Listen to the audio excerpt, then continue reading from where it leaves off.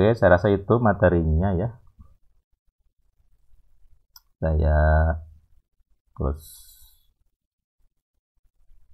sharing. Oke.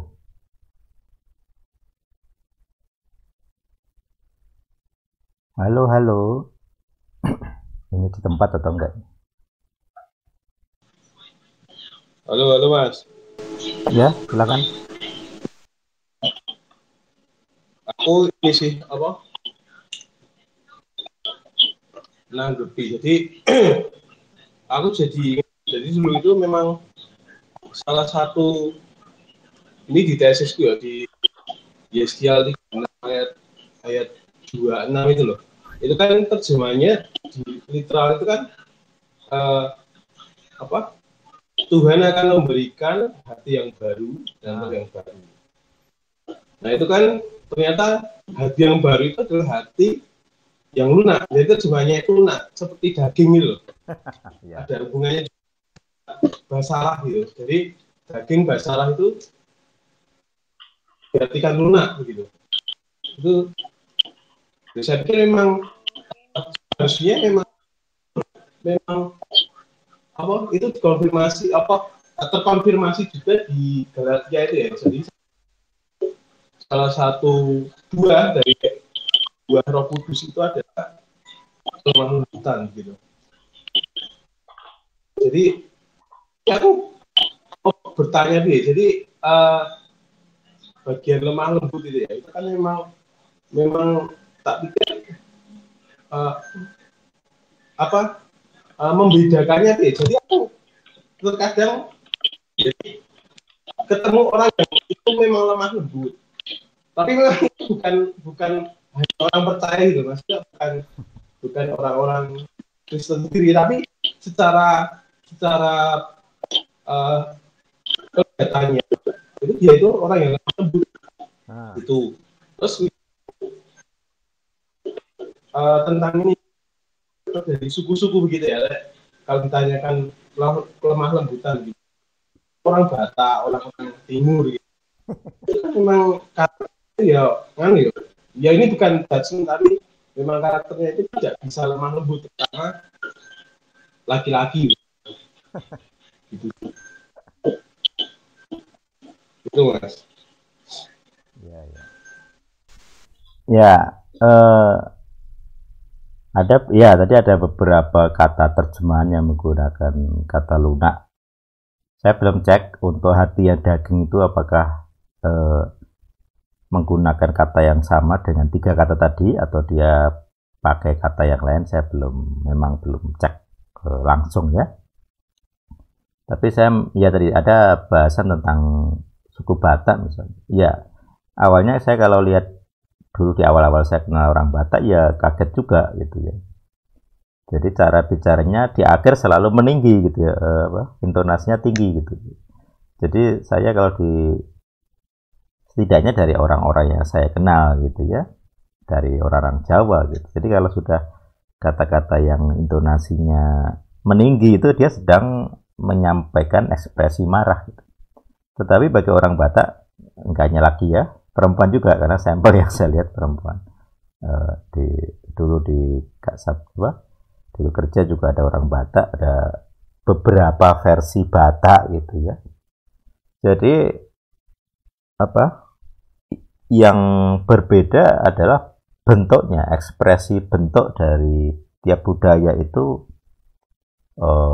beda-beda gitu. Jadi ketika saya bergaul dengan orang yang bentuk-bentuknya berbeda ya saya harus adaptif gitu ya, beradaptasi. Ini tidak bisa diperlakukan seperti orang Jawa katalah begitu ya. Bentuknya ya. Jadi yang saya lihat adalah bagaimana sebenarnya isi hatinya atau ekspresi dari emosinya.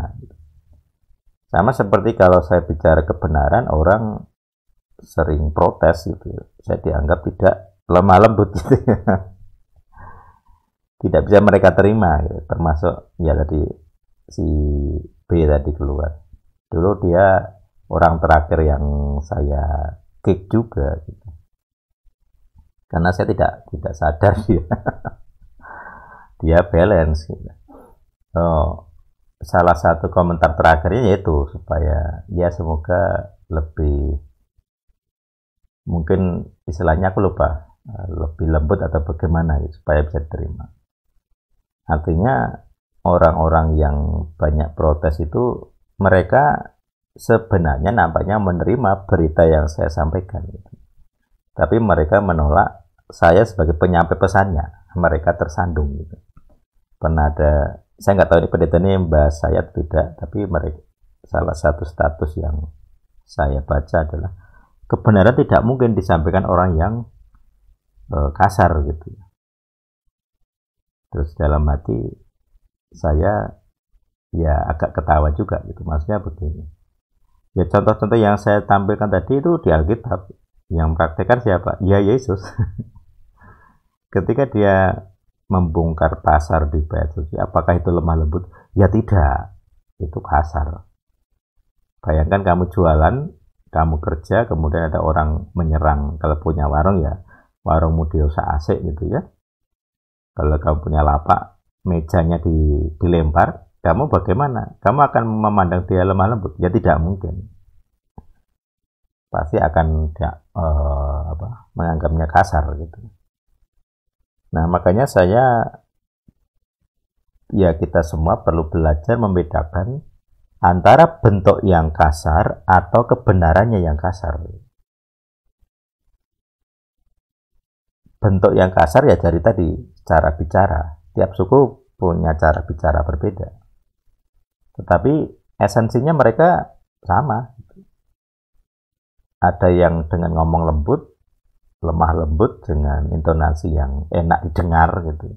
Ada yang kayak teriak-teriak orang marah, tetapi ternyata ya esensinya sama, sama-sama tidak marah gitu. Jadi kita di Jawa misalnya bisa mengenali orang marah tidak harus dengan intonasi. Kita lihat dengan gesture, lebih banyak dengan istilahnya apa ya dalam bahasa Indonesia ya. Gesture itu kayak logat, bukan logat bicara ya, tapi logat tubuh ya, gerak tubuh gitu. Jadi dari bahasa tubuh kita bisa mengenali apakah orang itu senang atau tidak, marah atau tidak, itu kita sudah mengenali. Kayak dulu saya di pastorinya sinode yang Pak Andi gitu, saya diplengosi gitu ya. Ini Pak Widodo di sini di kiri saya, di kanan ada Johan dan family, diajak ngobrol, saya tidak. Itu kan kayak gesture ya. Itu kan sikap yang tidak diomongkan tapi diperlihatkan, jadi kelihatan, oh enggak suka gitu ya. Ya enggak apa-apa. Saya udah biasa gitu ya, jadi udah kebal istilahnya. Nah, resiko dari berbicara ya seperti itu. Ada yang terima, ada yang tidak. Padahal saya sendiri juga mengalami hal yang sama. Jadi ada orang-orang bicara dengan membahas saya dengan jelas dan kasar, gitu. Baik di depan ataupun di belakang. Ya bagian saya anak lemah lembut ya, berhati lembut gitu. Karena itu hak asasi ya, orang bersikap itu hak asasi. Kita tidak bisa memaksa orang harus dengan standar yang kita harapkan. Karena itu ada Tuhan sendiri memberi wewenang, yaitu haknya orang. Tetapi toh nyatanya juga Tuhan juga membuktikan itu. Mau ditindas tadi ya ada bahasanya oppress ya, oppression.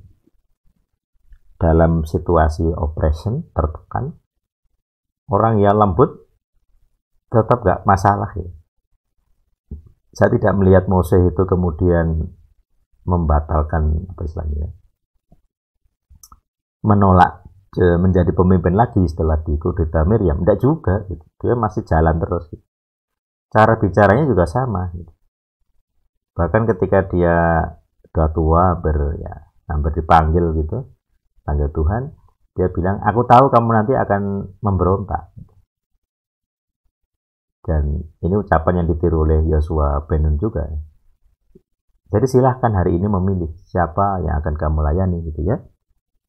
Tuhan siapa, ilah mana, dewa mana yang akan kamu ikuti gitu, atau kamu sembah gitu. Tetapi aku dan keluargaku akan menyembah Tuhan yang di sini, gitu, yang menyatakan diri di sini dengan 10 hukum. Gitu. Jadi ada definitifnya, jelas. Nah itu yang